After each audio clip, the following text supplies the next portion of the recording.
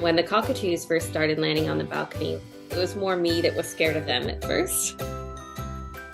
They're big birds with big beaks and big claws, and I was actually terrified of them. But then they would start prancing around, and they had these cute little personalities, and they kind of won me over. So I decided to try to offer them an almond. So it was kind of both of us getting over our intimidation of the other, and me over my fear of the beak and the claws. Don't accidentally bite her, please.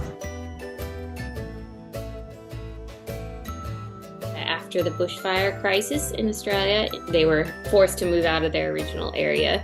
During that summer, a huge flock of cockatoos moved in, and they've never left.